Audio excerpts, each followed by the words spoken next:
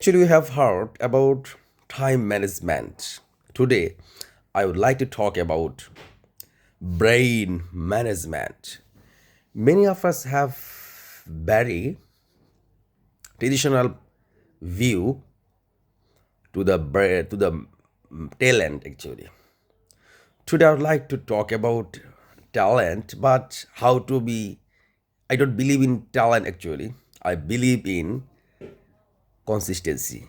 I believe in system. Okay, by the way.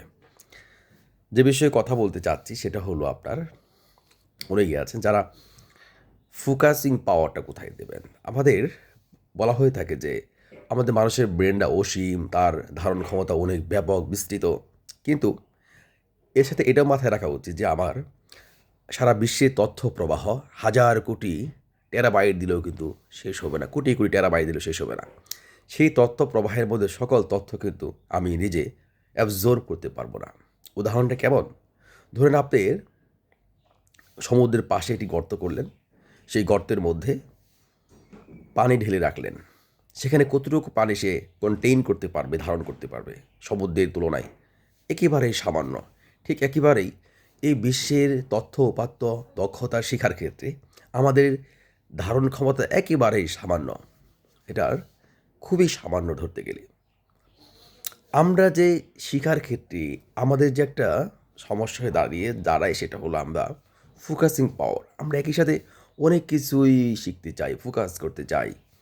সে কারণে হয় কি আমাদের কোনো কিছুই শেখা হয় না।